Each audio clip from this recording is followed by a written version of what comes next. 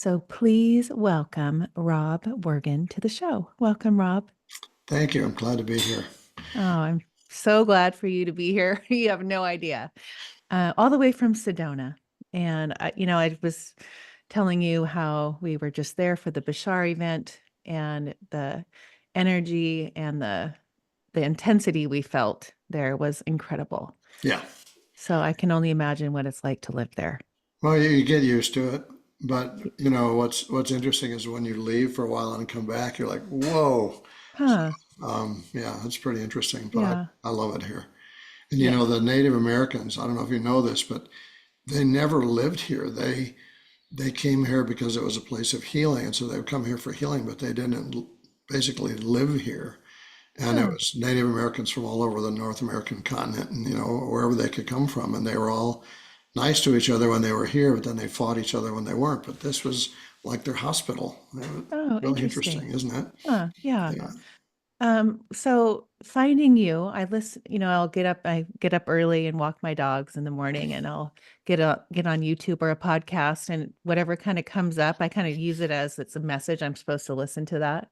And that you came up on a podcast or something, and I'm starting to listen and I'm going, oh my gosh. And I've of course have watched the Heal documentary and the years ago and love that. And my mom she was raised Christian Science, so it's always been mind over matter. She was, had all Yep. the practitioners. I was raised that way, so I've always raised my children that way. And we don't. I'm the word police, and we speak wellness. So I'm very. So Awesome. my point is when I'm listening to you, going, oh my gosh, I'm so connected to you, and I reach out. I get on the computer emailing like, okay, Rob's speaking to me. And then I get out 2 days ago to really get down your rabbit hole because I know we're going to be together today. And I put in the podcast and I'm like, Janet Namaste knows, like, she's my dear friend. And Oh, I said, really? what the heck? I Like, love her. how are we all connected? Yeah, of And course we I do. met her like a year ago because of my podcast. And I look at, she was on it last week for the second time. I mean, we're close friends, never have met in person. But when I told her, I said, Rob? And so of course I listened to it. She goes, Ashley, he's in my book. And so it's just, I just look back at how the dots connect, and how life shows you when you're open and when you see the magic. Yep. And I love it. So that really touched my heart. So I felt even closer to you because I knew how Janet felt when she met you and what you've done for her in her life. Yeah, I've known her a long time. I met her in New York years ago, and yeah, she's amazing. Yeah, I know. I love Yep. her. Okay, You need to so meet her though. She's even more amazing in person. oh, So I know. We're gonna hopefully do a in person. I do retreats here in San Diego, and um, I think we'll have her. She's just been doing those family constellation. So we might do one here, and she's gonna come and do well, a. I'll do a retreat in San Diego if you want me to. So I'd love you to. So I used to I'm live. ready to I sign used to you live up. in Corona Del Mar. yeah, and then I but I know lived your in San life. Diego before that. I mean, I Oh, you lived in did? San Diego. Um, yeah, let's see. I don't know. I've lived so many places. Oh, I moved funny. from Hawaii to San Diego in Oh, wow. 2013, maybe 2012. Oh, Yeah. I didn't Anyway, know that. I I loved it didn't know there. that. Yeah, I used to have a huge following there years ago, Huh. and that was one of my stopping places. As I flew around the world, I'd stop in San Diego and work there. Oh, yes, I mean, we can put together something because that's my new 2025 is I've been doing 1 day retreats here when I get people together, like 5 people that speak for the day. But now my new thing for 2025 is 2 day retreats with one person. I do 3 days. Okay, then we'll do three. I do either 3 or 5. I just Okay. find that it's kind of a magic, the momentum gets really going, and by the third day, everybody's just blown apart. So Yeah. love it. Okay, good. I'm excited. Yeah. Okay, Rob. Okay. Okay, let's do this because your story, so I always say the same as you, like everything is perfect. Everything in your life is perfect. And I kind of get people tease me, oh, of course, Ashley says it's perfect. But I do. That's like, it could be like behind my last name, hashtag, it's always perfect. Mhm. But that's why I'm saying to you, when I want you to explain, how you were raised, what you were raised with, or what you were born with, what your soul came to this into this body with, and take us down those paths, and we'll just kind of cross each bridge when I know there's a magic moment there that I want you to share. Yeah, feel free to interrupt or ask questions or anything. Okay. I've got nothing to hide, and I'm happy to talk about it. Okay. You're up. It's all You you. know, my feeling about my life is my life has been perfect, and I'm grateful for every little twist and turn, even though my life was pretty crazy for the first 50 some years. I mean, it wasn't nice. My life wasn't nice to me, but I realized that that was part of my training to learn compassion and to learn what it feels like, to have all these different things. And so I know that was my training, and so I'm grateful for my training. But I was born into a German super religious Christian Lutheran family.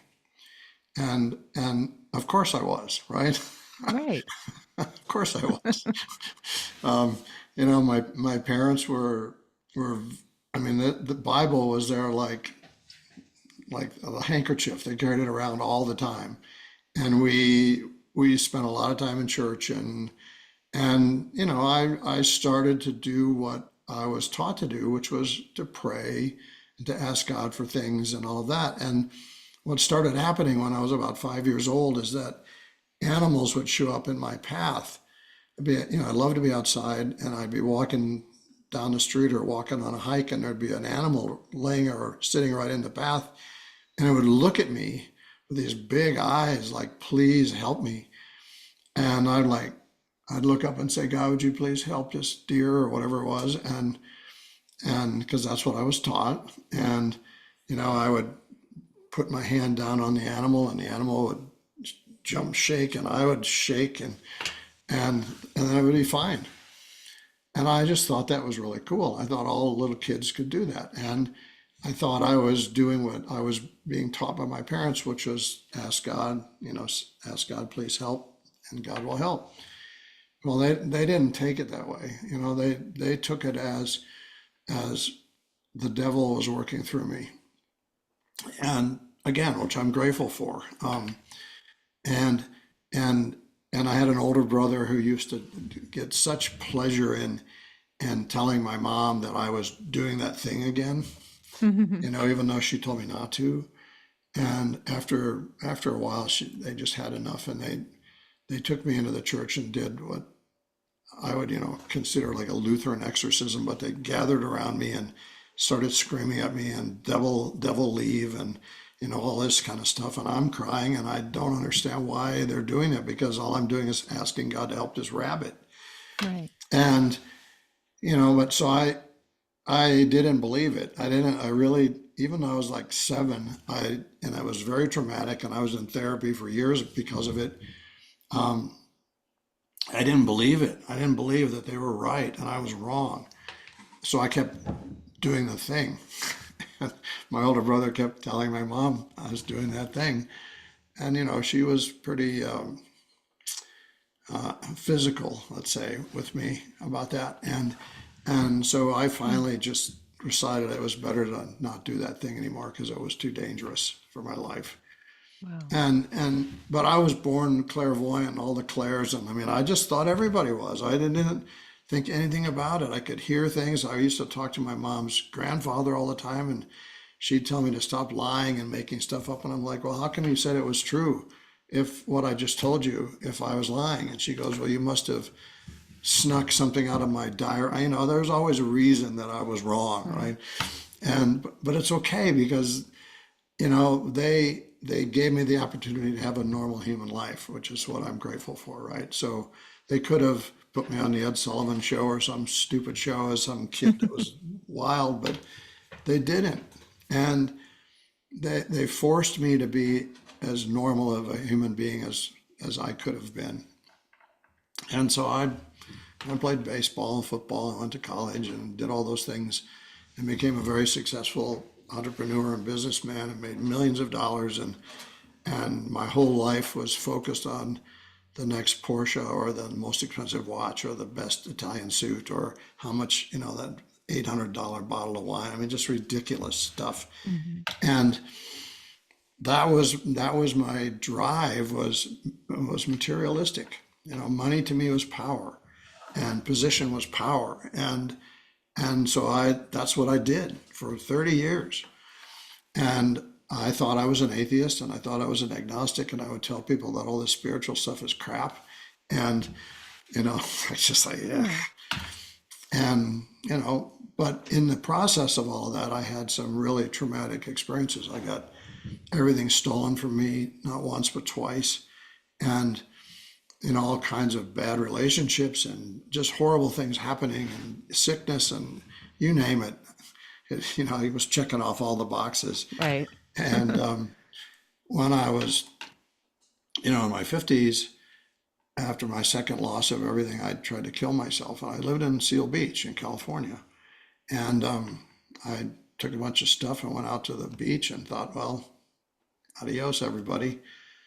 And then, and this is the part where I say to people, I can't prove this because you could say I was crazy because I took a lot of drugs. Right. However, I had a conversation with God, or God had a conversation with me, and basically said, remember when you're a little boy, you have a choice to make right now. You can choose to do what you chose and leave, or you can let us help you work with people the way you used to work with animals when you were a child.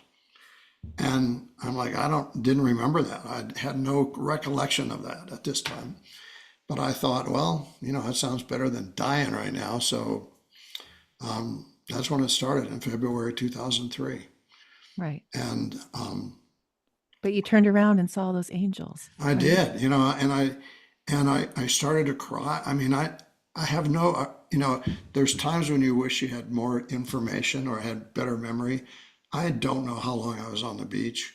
Hmm. I have no idea. I know about what time I went down there. I know that it was a long time because once I saw the angels, I just crumbled into the sand and just cried for a long Hmm. time.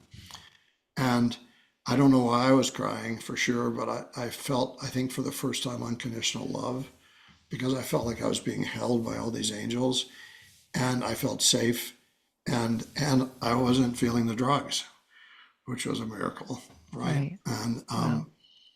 so then I went home and because one of the things they told me was to go to Sedona. And so I'm like, where's that? And then I Google, I think there was Google in 2003. I'm not sure, but I Yeah, looked probably. Sedona up and said, wow, this is not that far. And so I literally got in my car and came over here. And at that point, I had a couple $100 left to my name, and my car was being searched for to be repossessed, and I'd lost everything.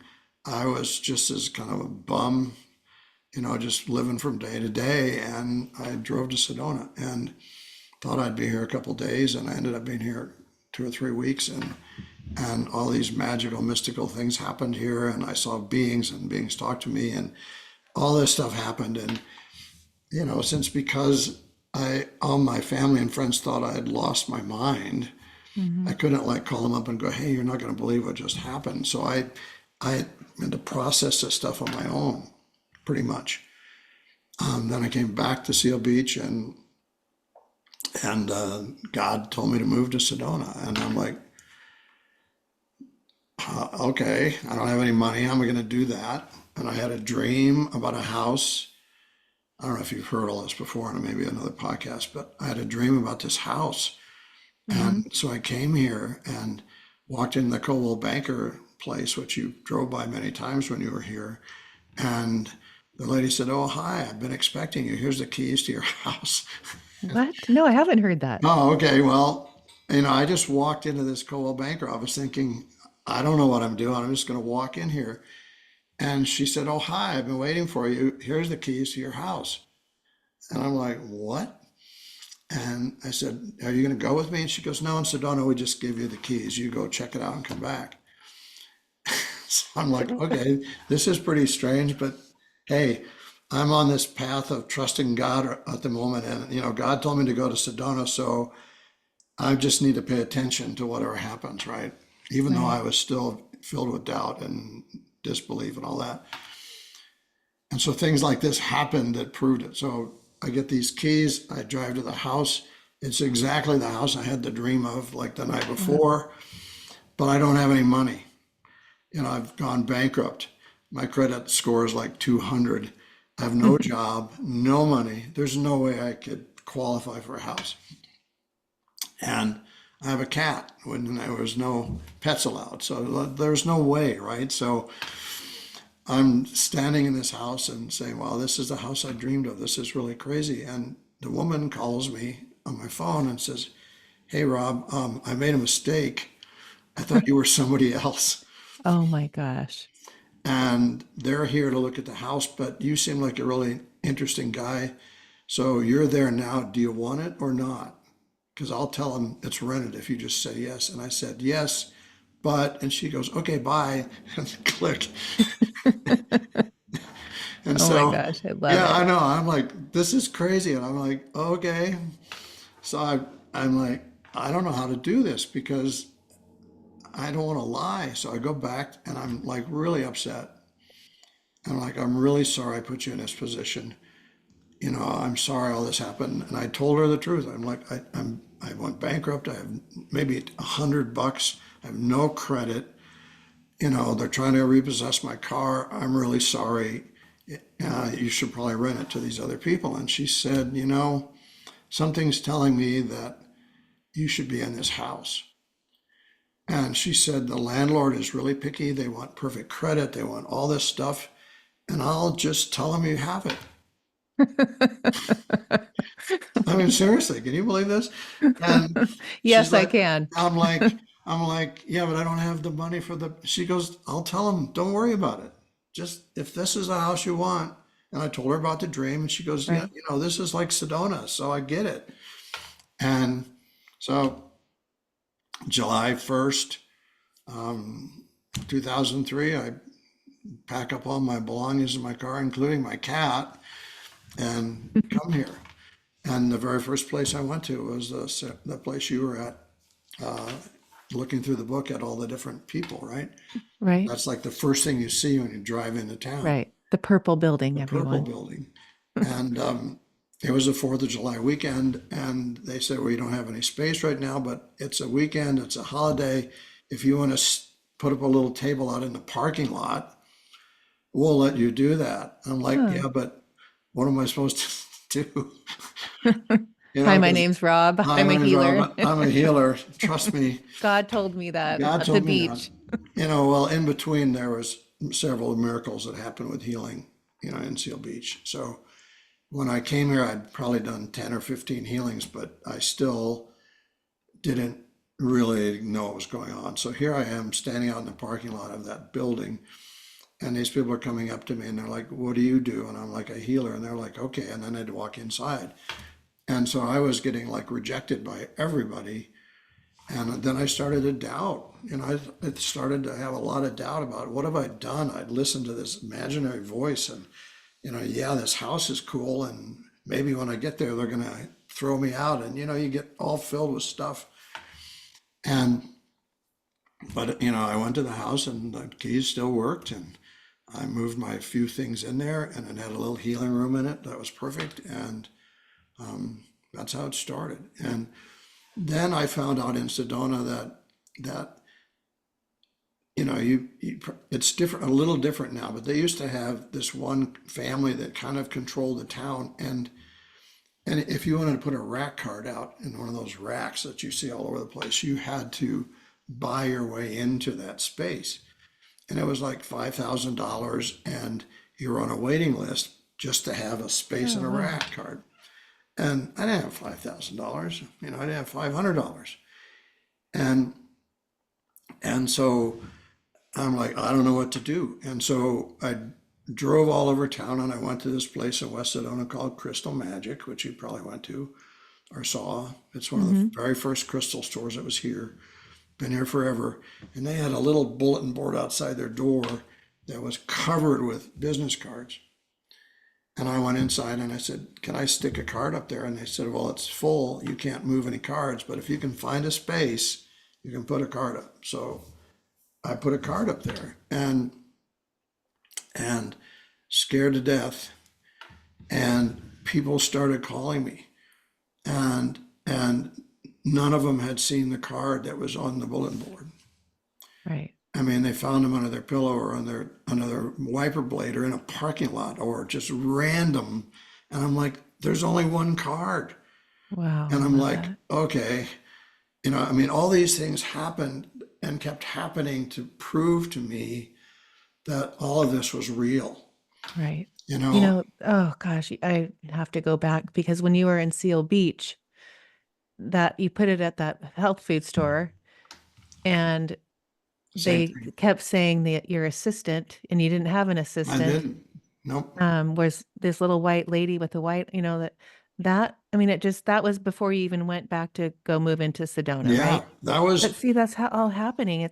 That's what when I'm hearing this story and you're listening to this voice that's telling you and you're doing it, right? You're not just questioning it. You're trusting and knowing, like, I'm going to do this. I know. And then all these magic things happen. And yeah, it's I like, skipped the part about the assistant. I mean, I don't know. Yeah, that was like the most amazing thing because it's the same thing. This lady was going around giving people a piece of paper with my phone number on yeah. it. It's like, But how do you, like, now looking back at that, how do you describe that? well, I describe it as them validating what was true about me in ways that were unquestionable, right? It's like, how could you doubt that these things actually happened when they did? Or how could you doubt that there was a God or there was a more powerful presence when all this stuff happens to you, which is impossible to happen? Right. Impossible. I mean, starting with that lady that was passing out my name to these people that would show up at my house, and then the house that I got in Sedona, and then the people that started showing up at the house in Sedona. And it was like, and it wasn't easy because I had no money. I didn't know what to charge because you know, I, what I had going for me was I was in my 50s and I was in Sedona, and people just thought because I was an older guy in Sedona, I must be Right. good.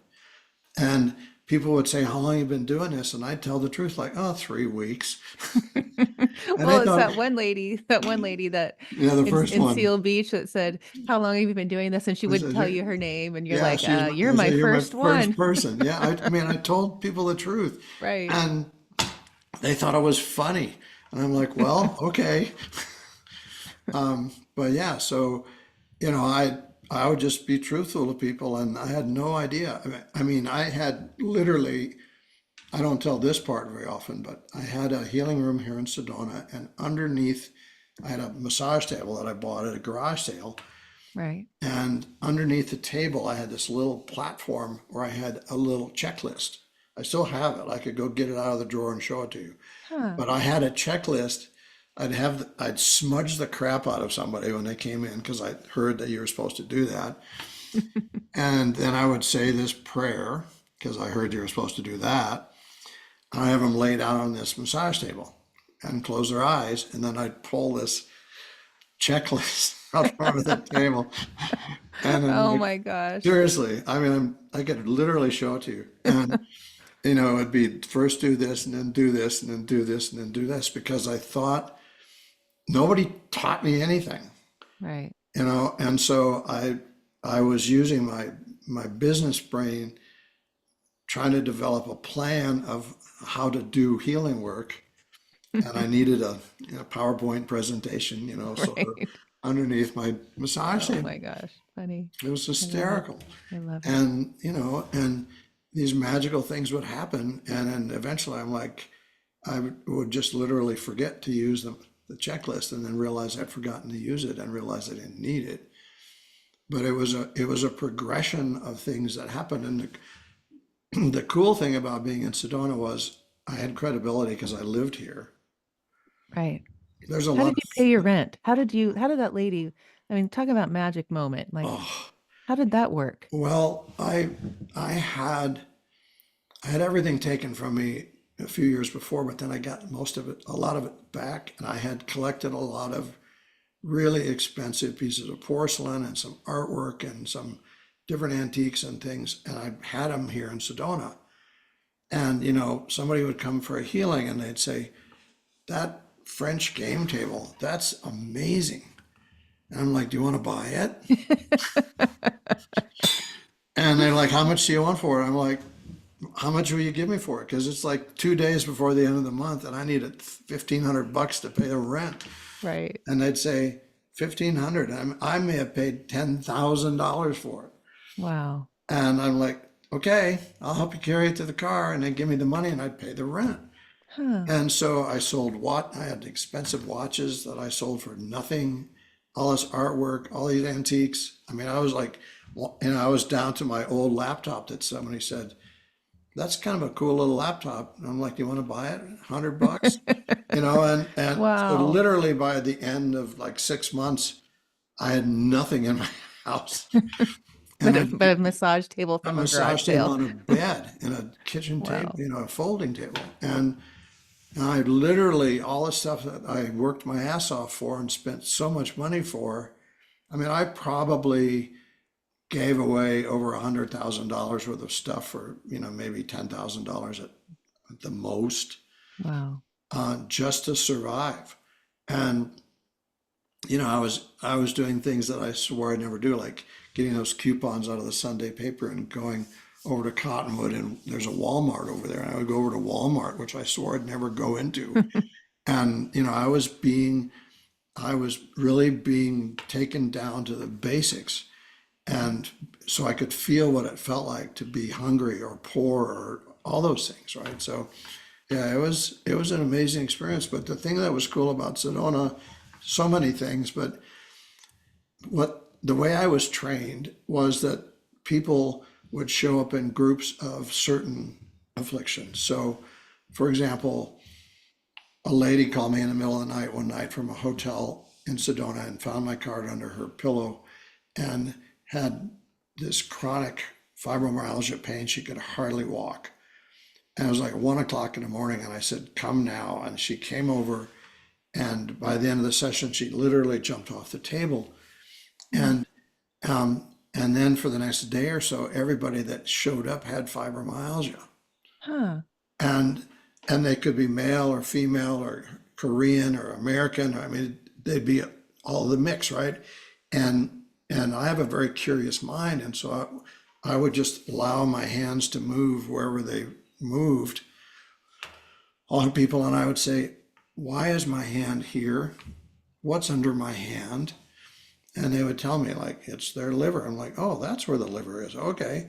Oh my Why is my gosh. hand on the liver?" And then they would explain to me what they were using my hand to take out of the liver that was taking away the pain or whatever. And so I Wow. would see these people that had fibromyalgia, and then all of a sudden the next person had childhood sexual abuse, and then I had to have two or three of those.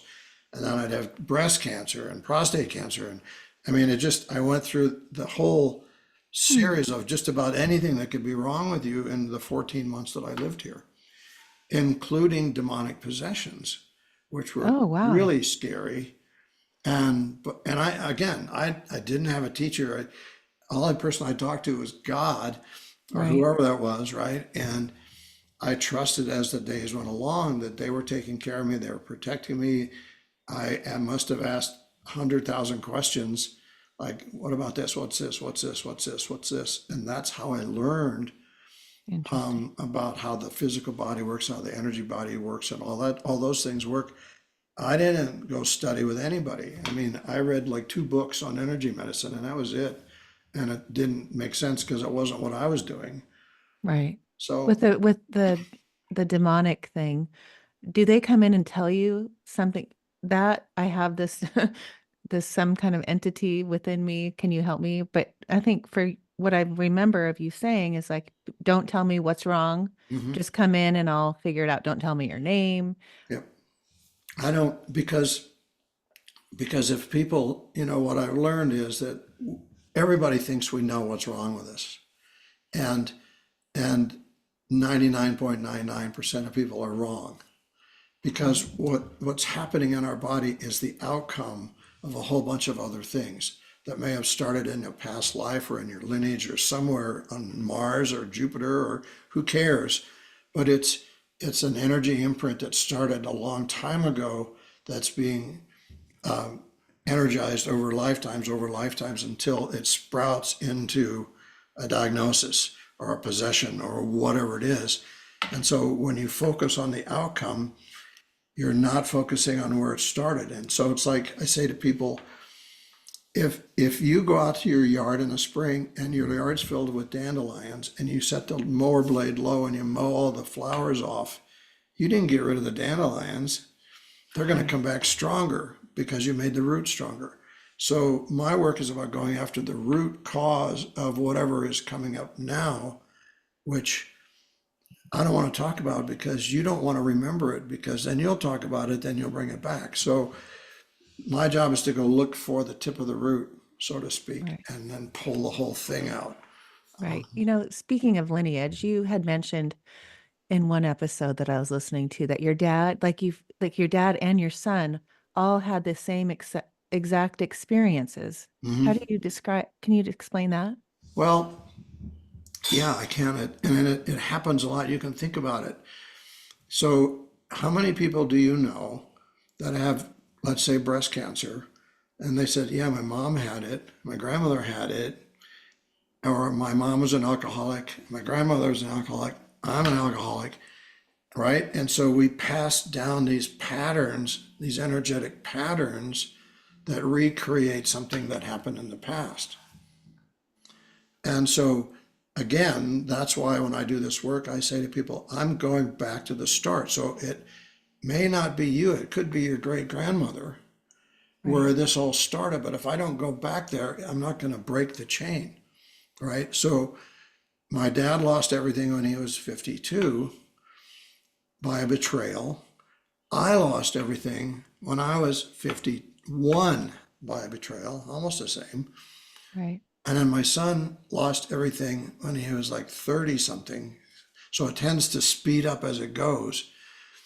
And and by a betrayal and all that kind of stuff. And so when I cleared my son, when I worked on my son, I not only cleared myself, I cleared my father, but I also cleared his kids so they didn't repeat. So if Hmm. somebody has breast cancer or an alcohol issue or whatever it is that's in the family, one of the reasons they end up in my presence is because I can break the chain. I can take it out of them. And even if their parents have passed, I take it out of them so when they reincarnate, they don't bring it back. And by taking it out of you, I take it out of any of your children and grandchildren and on down. Oh, neat. Isn't Have it? you done past life things where you see yourself as this healer many, many, all the time? Well, I had the good fortune years ago to meet Brian Weiss and become very friendly with him. And then I used to go to all his things and I actually would open some of his, programs for him.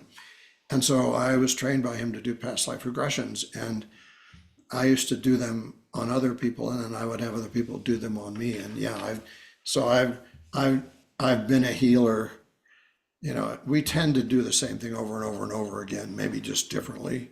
Right. But yeah, this is what I say to people is if you really want to know what you're supposed to do, ask to remember who you really are.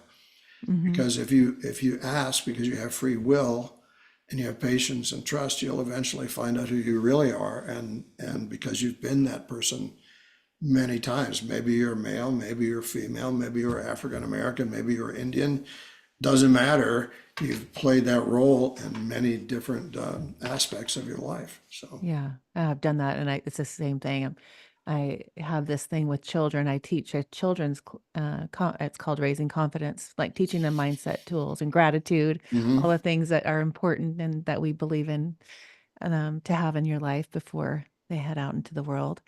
And every past life regression I've had, I've been a teacher and like every time. And I see that it's with kids or being with parents who look down at me and I'm like, my head's down, like in jail because I was sharing things that they didn't believe in. And then I see that sometimes come into my life now where I'm like, oh my gosh, there it is again. But it's because I remember like, oh my, Mhm. that's where it, it's like it triggered my memory of my life, It's of just my past automatic. life. You Yeah. just do it. Yeah. And so people would come to me and say, "Can you train me to do what you do?" And I'd say, "No, but I can help you remember who you are so you can do what you already know how to do. Right. Because you know how to do it. You just forgot." Right. So when And you do your healings, and what's funny too is because people have mentioned how your hands are big, like your hand, because that's what you use when you're healing. mhm. But that's how, isn't that interesting? Like that's fascinating to me. Like you were designed your body in this human. Well, yeah, I mean, I have big hands and I have a big chest, and my body is built to handle this like huge, enormous amount of energy that comes down through me. And if I wasn't built the way I'm built, I'd probably have exploded. Right. But yeah, I'm like, I always thought that I was kind of weird because I had this big, I'd have to wear like extra large stuff on the top, but I have a 32-inch waist, so I'm like, Oh, I funny. need all this this this space up here, to hold the energy that comes down into my body. And So Janet was explaining it to me the other day, because it was just the other day, because I didn't realize that we were mutual friends. Um, but how she went to your event and you put your hand down. She's like, I just laid there, closed my eyes. He came over and she's like, I looked up and I couldn't stop crying. I had this memory of him and and he was crying. And do you remember that? Mhm, mhm.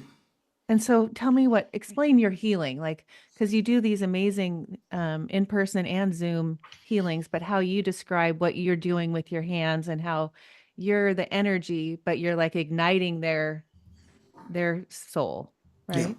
So, you know, I used to do almost all hands-on stuff and I don't anymore just because it's too much.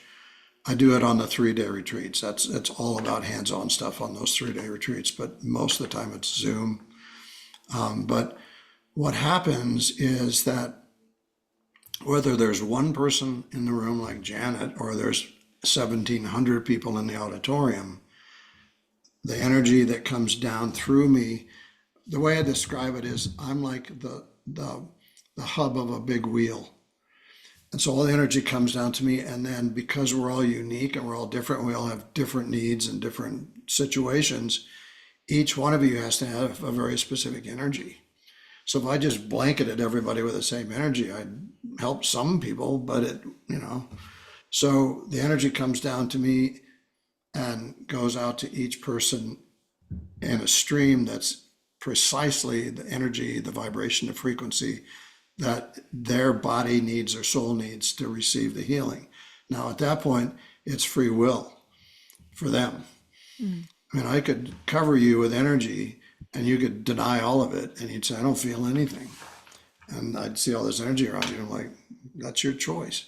But so what I know is that 90% of what creates dis-ease in people is holding on to emotions. And so a lot of people start crying when I work with them because it's their body's way of getting rid of stuff that's making them sick. Mm. And and and when I'm doing hands-on and when I'm doing Zoom, when I'm working on anybody, I can see everything about them. Wow. I mean, it's like that fast. I don't stay with it and study it and analyze it and remember it because it's too much. But I mean, when I first touched Janet, I saw all these lifetimes that we'd had together and all of lifetimes that she'd had, and I knew exactly what was going on with her. But it all happens in a millisecond. Wow. And because we had this connection, we both started crying, right? And that I cry a lot. I mean, I tell people in advance, if you're going to be in my 3-day retreat, I'm going to cry Oh, because I'm I'm crying because I'm so happy for you that you're releasing, but I'm also crying because I'm we're all connected, and sometimes I tap into aspects of myself that's within you, and then we both release it. right. That makes sense. Yeah. So when you say we're all connected and we're all one, I probably said that in almost all these episodes. From your perspective and how you connect to people like you do, especially when I'm picturing, like, because I just did a healing with you on one of your sessions on YouTube or something on your website, where you were doing a healing on the psoas muscle. Oh How yeah. that, and so I was doing that and I was just picturing that and how you were doing we send gratitude and we breathe. But when you say we're all one and you connect to Janet and you feel that connection and we've had many lives together, and then she has that same experience, how do you, when you look at our life, when you look at a human and why we choose to come here, and give me like, what is why are we here? What are we doing here? Are we just evolving and expanding our souls? And why did we come here? Why did we choose to be in this human body? The $64 million question, right? So obviously I've asked whoever I'm talking to the same question, a lot of questions. And what I know to be true for me is that we came here from other planets, from other places, because this is one of the few places in the whole solar system that we get to be human and feel emotions and have emotional human experiences. So this is like going to Club Med, or some place that's very special. But our agreement when we come here is that we're going to come here and keep coming back here until we've had every possible human experience.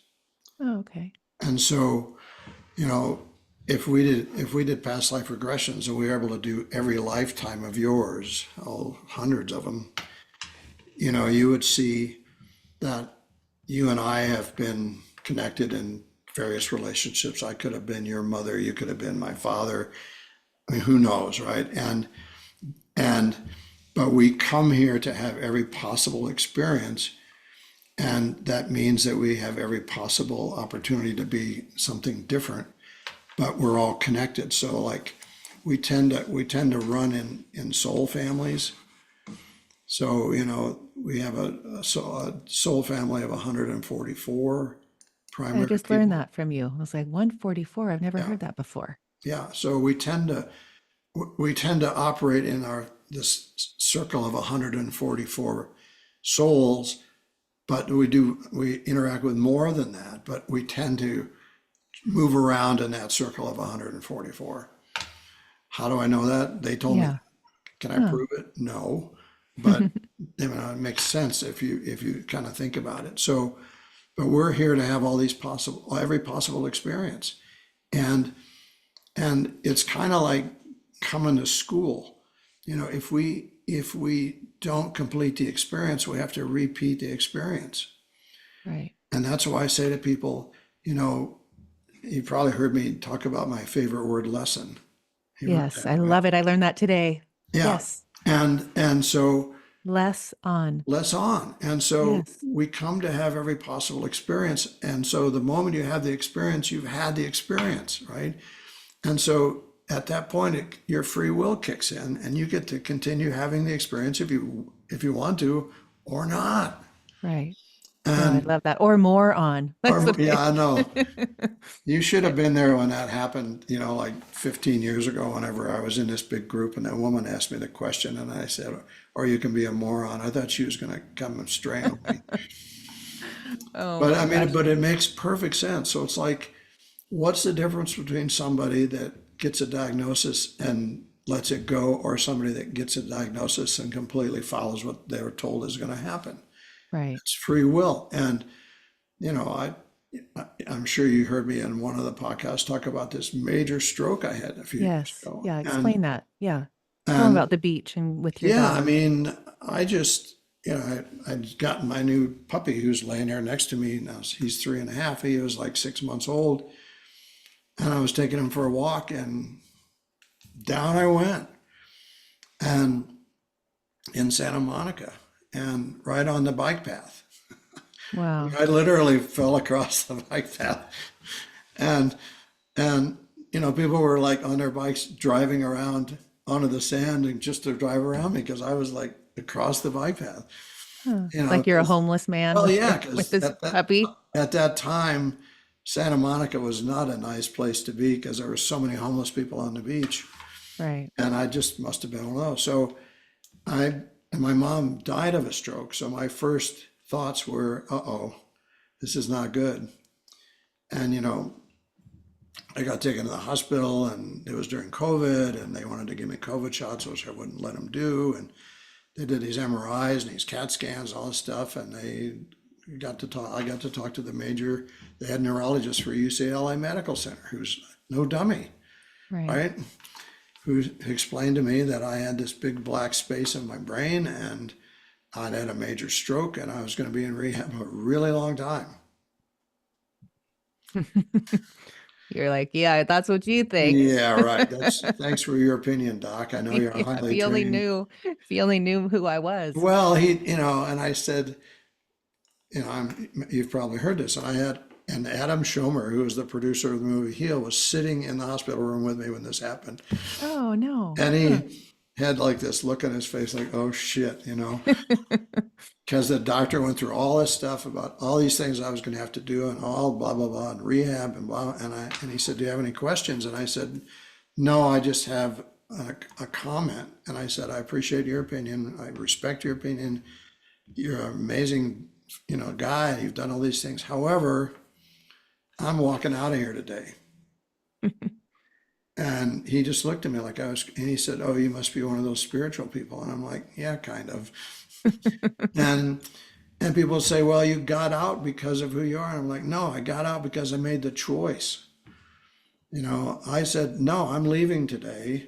And I had a weekend, I had a 3-day weekend immersion coming up, like the next weekend. Oh, funny. And so I'm like, I can't miss that. I got to go to my own thing. Right. And so they did tests all day long. And at 5 o'clock, they dismissed me. And they said, we did all these tests and we can't really find any reason to keep you here. Right. And so, I mean, that's to me a huge example of what's possible. You make the choice and you have absolute faith and trust in it, and you stick with it. And Yeah. Oh, that's a thing. Like when people, what really struck a chord with me was, raising my girls. I'd never let them say they could say they were sick, or they would have to speak wellness. And I said, okay, so that's you're declaring that you have that? Like, no. So I'm super sensitive, and I think like I don't speak anything. Like no one would know if I didn't feel good or had something, mhm, right? No one would. I don't speak that. And I don't even speak the word I'm tired. It's like that's even hard for me to say. So explain to people, because I feel, and I always say to people like my retreats, we're doing something and they're telling their story. I go, change your story, change your life. Stop telling that story. That's like an alarm hits me. yeah, me too. And Oh, people get mad. They're like, I'm like, no, I don't want to no. hear it. Don't talk about it. Because every word, every thought is energy, and your body, every cell, every atom in your body recognizes only your thoughts and your energy. Right, So when you say, I am tired, your body goes, okay, right. right? And, I love Bruce Lipton because he's proven it scientifically. I'm like, you don't want to believe me? Read this book. Right. Look at all the research that's been done about how I can affect cells. Just Biology of belief. biology of belief. It's one of the greatest books Yes. out there. And everybody that I meet that has a, a diagnosis that's in any way threatening their life, I'm like, read that book or get it on Audible, because it's kind of hard to read because he's so smart, but listen to it and understand that everything you say, your body loves you unconditionally, just like God does. And it says, okay, okay, okay. Yeah. And then we did this thing that you may have seen, which, by the way, I will gift anybody that emails me that has seen this podcast. I did this master course a few months ago. I don't know if you came across that yet. I came onto one, but it said not ready yet or something. I was Okay, trying to. so I did this a few months ago Okay. because I got up one morning and I got really frustrated. I mean, I've done like 400,000 sessions, Right. you know, which is a few. And and I'm like, why? We have this scientific proof that says our whole body completely recreates itself every year. Why why are any of us sick? Well, the first answer is obviously because we keep telling ourselves we're sick and our body goes, okay. But why even people that go to all these courses and learn all these affirmations and spend their whole day saying, I am healthy, I am healthy, I am healthy, I am healthy, I am healthy. Why are they getting healthy? I'm like, come on, God, give me a break here. I need to know the answer to this question. And so I did this master class on the answer. And anybody that's watching your podcast, if you go on my website and send me an email, I'll send you this class for free. Because I think it's one of the most powerful things I've ever come across. And it's the class about first, second, and third thoughts. Yes. I don't know if you ran across that one yet. Yeah. Well, I've heard you say that because Okay, so I totally get that. Yes. right, you say I am healthy, and your little voice goes, "No, you're not. Right. You're not getting any better. Your doctor said you're going to die." And you let all that stuff contaminate the I am healthy part, and so it's I am healthy part's gone, Right. and your body continues to do all the stuff you think about, right? So we did this class on that, which I'll send to you and send to anybody that wants it for free because it's so powerful. Hmm. And when you recognize what's really going on, when you do these affirmations, and how they can just not work, and then you get frustrated and stop even doing the affirmation, which proves your second thought, which says you're never gonna get better. Mm-hmm. It's like, Right. ah. So anyway, We were doing Presley and I on our way to school. We always do our affirmations. And so since I've been with you for the last few days, I was thinking about it when I was saying it because we do it. Like our prayer, and then we have this whole morning routine in the car. So I was asking Presley, I said, when you say our affirmations, remember the words that come behind, like what the words and the thoughts that come after that, be really careful. And so she was like, "What, mom? Like, what now are you telling me? yeah, Like, well, what's my next lesson?"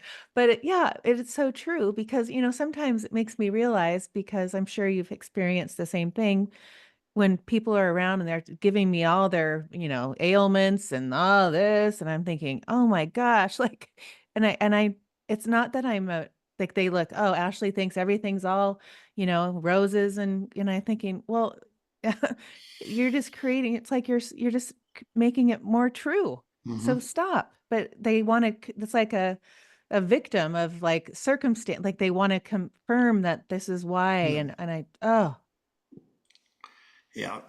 I've had to become really patient because yeah, I hear all this stuff. And the other thing that's a lot of people don't understand is that when you do an affirmation that says, I don't have cancer, the universe doesn't recognize the word don't. right. The universe doesn't recognize a negative, no or don't or not or any of that. And so you're affirming that you have cancer. Right. And people, they're like, what? I've been saying I don't have cancer for a long time. I'm like, do you still have cancer? And they're like, yeah. I'm like, well, Yep. so yeah, it's language is so important and thoughts are so important because they immediately create a change. One of the things that I did years ago is I went to Australia and I stumbled into this crystal shop that had a real Carillion camera. I don't know if you've heard this story. Yes, I've heard the story. I love it. I was Yeah, and I was telling someone about it. Yes. and it's every 30 seconds I changed my emotional state. But before that, hold on. Yeah. So you went into the store, you didn't have any money, and you Mhm. said, if I could give each one of you a session, can I have 10 pictures Yep. with this machine to Yep. prove that my energy field shifts when I think of something amazing, angry, da Mhm. da, right? Okay. Yep. That's exactly right. Okay. And, So and go. so they looked at me like, okay, you know. and the cool thing about Australia was I presented myself as a healer from Sedona, even though I'd probably done, this is before I even moved here. I had Right. come here and had all these experiences. Then I went back to Seal Beach. And then I ended up going to Australia because I had all these miles on Miles on your on my airplane. That's United. right. It's all coming back. So I go to Byron Bay, which is like the Sedona of Australia, and you know, these people are like following me around like I'm this famous. I told people I was a shaman from Sedona, and they're like, "Whoa," and which probably, well, I was, but I wasn't saying I was a famous shaman or I'd done 10 million healings. I just said I'm from Sedona. I do shamanic healings, and all these people were like flocking to me, and so that's how I ended up going to this crystal store because I was in Australia learning to be a shaman, working with people, and that's what gave me the confidence to say, if I do healings on all of you, will you trade me for pictures? So Right. that's But the back. explain. That's the next story. So what I did was I would just I would think of something that really pissed me off, and I'd go into that feeling. I'd feel that in my body, and I'd click the picture. And then I'd take a few clearing breaths, and then I'd think of my favorite birthday when I got my first bicycle or whatever it was, and I was all happy and giggly, and then I'd snap the picture. And I think they took 8 or 10 pictures. And what was really interesting, because this is not one of those things that it does it reads your energy and it creates a picture for you. This is the actual photograph of your energy field and who was in your energy field.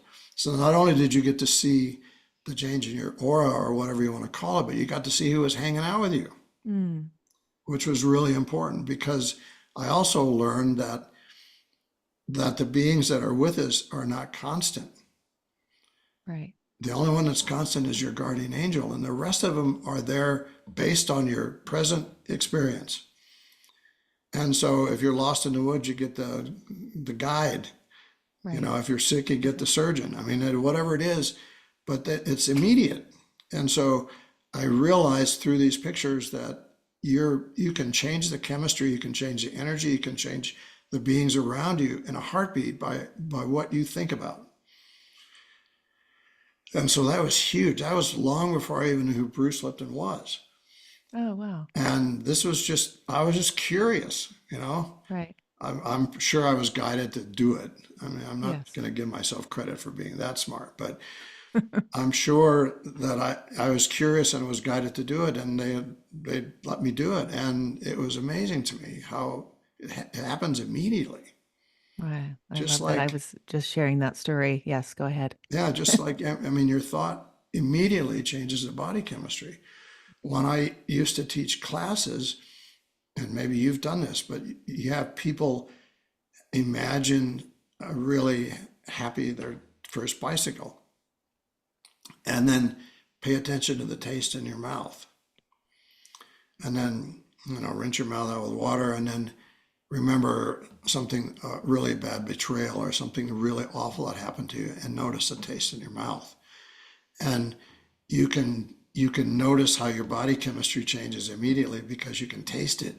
Huh. Oh, cool. Oh, I didn't know that. Yeah, and it's really interesting. I mean, and I still to this day can taste people's what they're releasing, Oh, wow. which is why I eat like 4,000 Altoids a day. But, Oh, funny. but I mean, I ignore it now. I mean, it's just part of what I do. But I could, if I kind of slowed down, I could tell you everything about you, and I could, as you're releasing, I could tell you what you're releasing. I mean, like chemo and prescription drugs and chemicals like that taste to me like you have a wad of aluminum foil in your mouth and you're chewing on it, Oh, wow. Oh, which is really gnarly, right? But if somebody's really happy, you get this like, wow, this tastes like the best chocolate I've ever had. huh. So yeah, that's a cool thing to play with. Will you share that one story about the man that ended up going up the stairs and falling down? That Oh, was a because Well, I love that you story. have researched me, haven't you? Well, I love that story. And if people, that's like, Janet actually could have been in that group because oh, that happened in New York in the groups that she used to come to. So she oh, may have been there. I mean, she may not have remembered it, but it's very possible she was there. But huh. I used to go to New York every month, and I rented this yoga studio. We jammed like 15 massage tables into this place, and so people were like this far apart, table to table. I could barely get around. And this woman made an appointment for herself that she'd been coming to see me, and she showed up with her husband, who was on death's door. He probably weighed 80 pounds, and I couldn't stand. They had to carry him in, put him up on the table. She wanted to stay in the room because if he had to go to the bathroom, he didn't have a catheter or anything, she would have to help him get off the table and like that. And I've told people this. I found out later he was an attorney, and had I known that at the time, I probably would have been a Right. little more intimidated. But he was a complete skeptic. Hmm. It's like, I'm only here because my wife wants me to be here. And I said to him, what do you want to do? What's happening? He said, well, I have advanced melanoma, and it's completely through my body. And it's, I've got days, maybe weeks. And this was like a week before Christmas. And, I say to people, why don't you imagine 10 Christmases from now?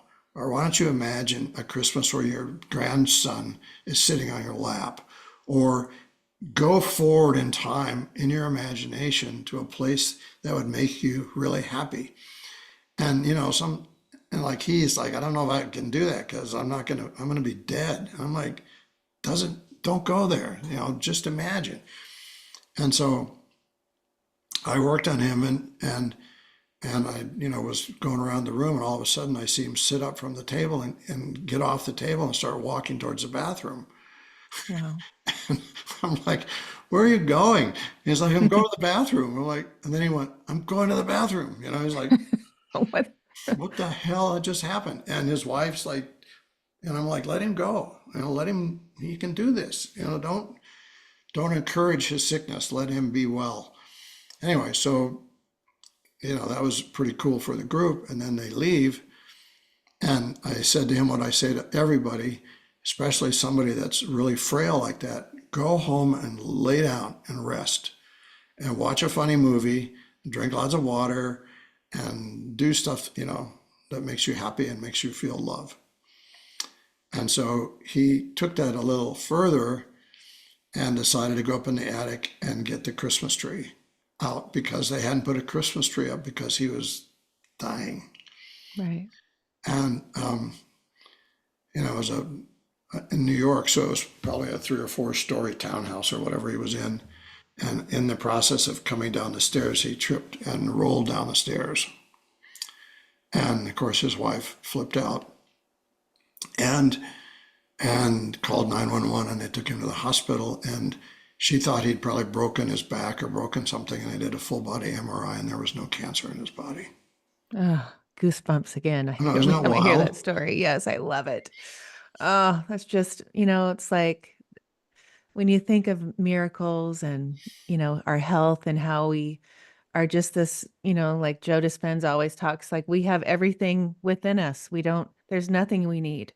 I like that book that he wrote, that you are the placebo, Yes, the where he talks placebo. about your body has the perfect pharmacy ready to go at any moment. All you got to do Right, is tap into it. And it's right. true. So true. It's Oh, so true. and if anybody knows it, you do. Yeah, I do. I mean, I see it every day, and I'm still just amazed by it every day. Because what I say to people is, the one thing that you can count on me for is I've seen everything, and I've seen the impossible become possible thousands, if not tens of thousands of times. And it's all about your choice, and it's all about, and you know, this guy was a skeptic, but I said to him later, what did you do? Because this wasn't all me. And he said, I did what you said. I laid down and I imagined my grandson, 2 years old, he didn't have any, he had a son, but he didn't have a grandson. I imagine my grandson, my 2-year-old grandson, sitting on my lap on Christmas morning opening presents. And he said, I just did what you said. I said, it felt a lot better than thinking about dying.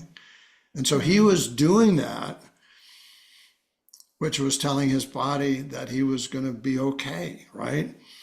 And so between what I was doing and what he was doing, I mean, and it's not always like that. I mean, people hear that story and go, well, I want an appointment with Rob and I want 10 minutes with him and it'll be, and I'm like, God does that so people can see what's possible, so they can know that there's nothing that's impossible. Right. It doesn't happen that way with everybody because you've got your path and you've got your second thoughts and you've got all this other stuff. But yeah, Oh, that's one of my favorite stories. oh, me too. I get goosebumps every time I hear you talk about it. So it's like, There's another story. If you got time, I'll tell you another story. oh, I have time as long as you do. I was I used to go to Boston all the time. I used to travel like 300 days a year, which was insane. Wow. I used to like this circuit like every week, every month. I used to go to Boston every month, and years ago I would do these private, small groups with like 20 people a month. And then I would do a group with like 300 people at night on Saturday.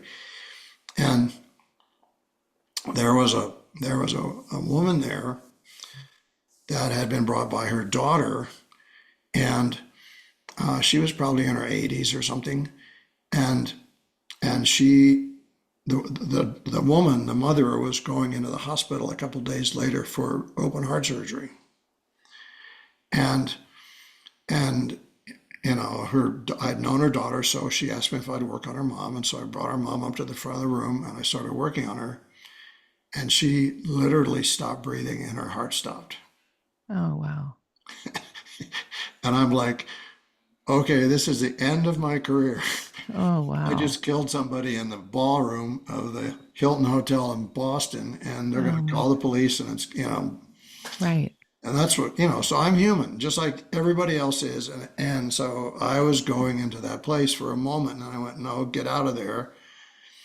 And, I watched this archangel literally lift her heart out of her body and put it back in. So she stopped breathing maybe 2 or 3 minutes and her heart stopped. And I was just standing there and, and all of a sudden she went, Oh my gosh. and they took her to the hospital the next day. And I said to her daughter, make them do another make them check her first. And her heart was fine. She never had surgery. Oh my gosh. So I mean, that's what's possible if you just get out of the way. Right. And allow and receive what's rightfully yours, because we rightfully deserve and are meant to be healthy. Right. That's our God-given gift, and we have free will, so we're the ones that have screwed it up, not God, Yep. Right. right? And so it's like, claim what's yours, which is abundance. Claim what's yours, which is whatever you want it to be, and believe it and trust it and get out of the way. Just because you claim it, it's not going to happen in 2 minutes.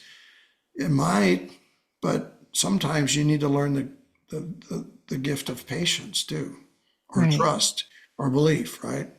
Do you feel like where we're at right now in this world and, with, the new earth ascension, 5D, moving into this, where I feel like, speaking like what we're speaking about and understanding that we have everything within us, even though those books were written, within the last 20 years of, but now it's so much more. I mean, the way I talk on these podcasts is like, that's the norm. Do you feel like we're going back to this healing and all the pharmacy, all that stuff's going away? Well, yeah, I feel like we're being dropped in, those electronic jewelry cleaners that you can buy that Yeah. that shake all the crap off the ring. Hmm. I feel like the universe has created this giant jewelry cleaner for mankind and for the planet. Right. Oh, And that's it's cool. shaken all the stuff that we've accumulated loose. And it's shaking it loose so we can let it go. And so all this energy that's being projected, all this fear, all this hate, all this crap, and then all the natural disasters and all the things that are happening are the result of the earth and all its inhabitants being dropped into this giant jewelry cleaner so we can set ourselves free. Mm-hmm. And so I look at all this as a motivator, uh, as a motivation to set yourself free. And it's you that sets yourself free. It's not you that sets everybody else free. And so if you don't pay attention to the news, if you just pay attention to what's going on with you, and everybody could do that, it would speed things up and we'd all be free. But we have to go through this really difficult time, which we're going through right now and next week and for the probably the next 3 months. It's going to be really intense. And I keep telling people that it's to clear out the stuff that's not good for the planet and not good for mankind. Everything that's not true is going to come to the surface, and it's going to feel really bad and really ugly. But your job is to stay in your truth, stay in your heart, stay within, and don't buy into all this other stuff, and everybody will be fine. But yeah. Right. But people's like, oh, you put your hand and your head in the sand.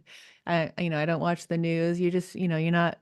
And I'm thinking, well, I live in this high vibration, and I understand gratitude and how important that is for my body and my family and my life.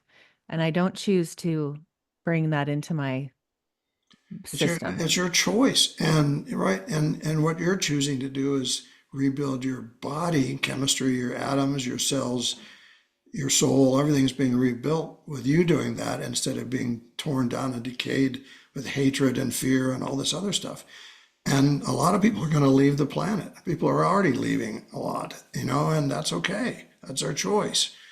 But you and I and all these other people that are in this doing whatever we're doing are here to bring the possibility of change and transformation to other people. And it's their choice if they want to accept it or not, just like my stroke or not, or anything. Like it's yes or no. What is it?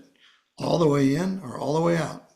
But Do you ever give anybody that comes with cancer or some kind of diagnosis that, and they have the doctor tell them you got to do these?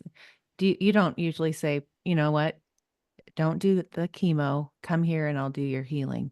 You just let them. That's their choice.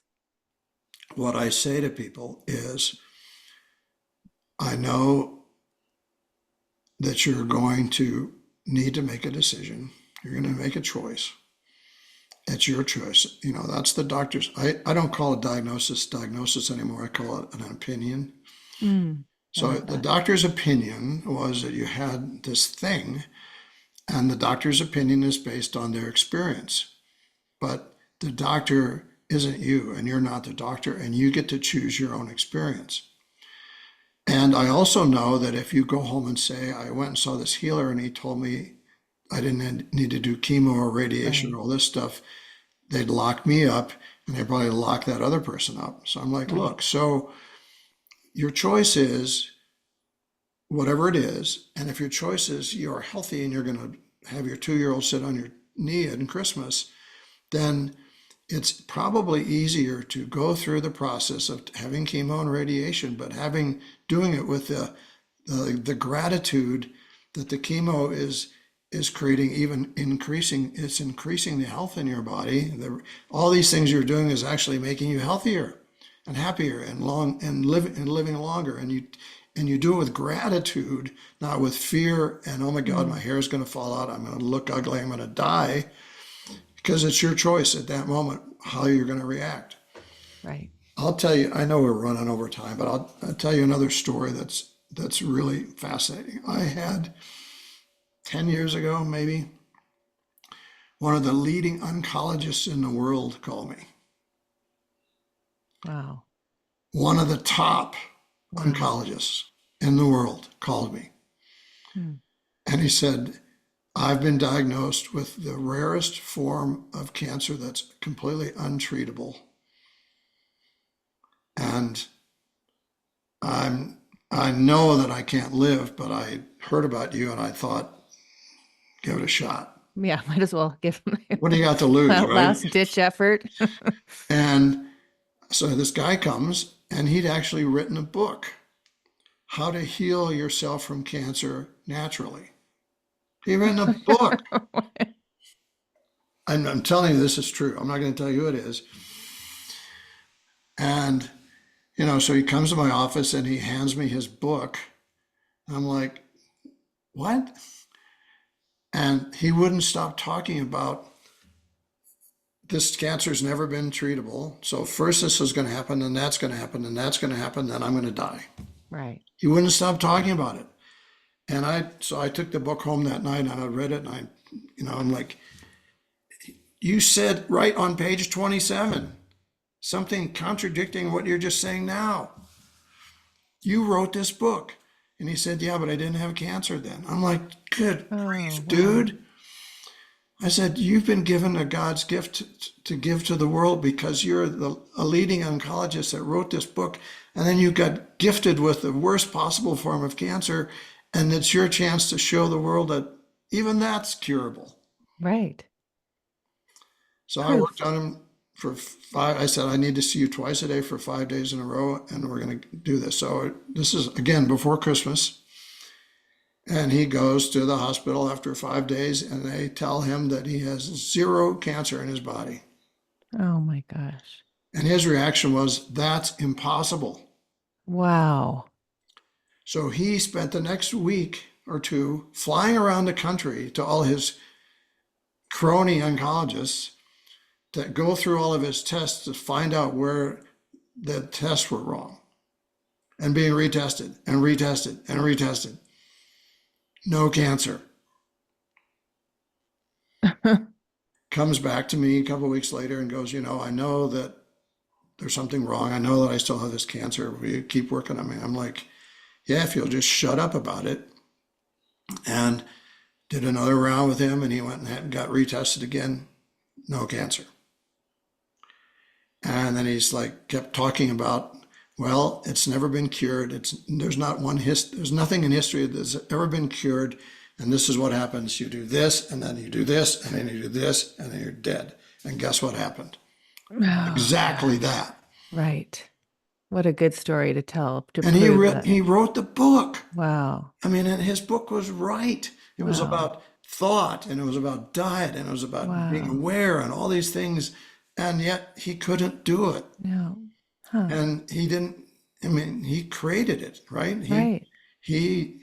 His thought was, this is impossible. So Yeah. it was. This is what happens, and there you go. So anyway, Your word. I could tell you a million stories, but Yeah, I love it. I love your stories. And I just love you. And I'm so happy that I met you. And I know that, what you're doing now. And, you think of where you're going in your life. And as far as everything's is perfect. And it's just, it's exciting to see I feel like, people listen to this and it gives people realize, like I always tell the girls, like, I don't give them any medicine, I'm not that mom. I'm like, we can figure out a way to make it heal. But I'm like, if you cut your finger, honey, it heals. You don't do anything. Like your body heals. But people are listening to that story and getting hope. Like let's change our words, change your thoughts, change. It's not hard. It's not, have gratitude. it's really easy. I think that's what makes it so hard, is it's so Yes. easy. It's Yes. like, Well, that's what makes seriously? you like people look at you like you're crazy. I'm like, Yeah. it's really not hard. Oh, It's Rob, just it your was so choice. fun. It's just your Yes. choice, right? Uh, So oh, thank you. Janet called while we were in here, so she's probably wanting me to call her. We're running late. Anyway, it's been so wonderful. Thank you. Thank you. I can't wait to share you with my world. tell her I said hi, and I'm serious. If anybody that just sends an email to me through the website and says, I saw you on the podcast, we will send them the master class on the second thoughts and how that works and how to fix it. Okay. Because I think that's Thank you. important, and that's, it's a recorded series, but Yeah, they can have take it. it. I think it's important. I I think do it's too. important for people to know. So I do too. I love it. All right. People find Rob on his I'm also going to website. send you we did a master class yesterday that was really powerful. I'm going Oh, to send you wow. that too, because Okay. it was all about what's happening right now with all the energy and what it's doing to your body or not doing to your Ah, body and all that stuff. I'll send you that too. oh, And we thank just you. did it yesterday, so Okay. Oh, I'm excited. fresh off the channel. Oh, thank you, Rob. Loved, loved, loved every minute. Well, yeah, let's do something in San Diego. I love Uh, California, and yeah, it's if only you a want what, to, 7 6 hour, 7 hour drive yes, or 8 at the fly. most from here. Yeah, right. So yeah, and I love Easy California. drive. My daughter lives there in Seal Beach, and I have two grandsons that live in California. So I'm always You looking can have an for, excuse. I'm always looking for a reason to get in the car and go over there. So Okay, we're gonna figure that out. Well, I'll send you some dates and we'll figure out a good okay, 3 to 5 day time frame. I start with 3, and then Okay, I usually do like Friday afternoon, all day, Saturday, Sunday, half day, okay. Have a something beautiful like that. space for it Oh, too. cool. Okay. Yeah, beautiful. Overlooking downtown. You can see the Coronado Bridge. Ooh, It's beautiful. We're going there. I have my retreat this Sunday. So anyway, nice. yes, we will connect with that for sure. Thank you. Thank you. Well, let me know if I can help you in any way. I'll send you some stuff and we'll stay in touch and say hi to Janet for me. I will. I will. Thank you.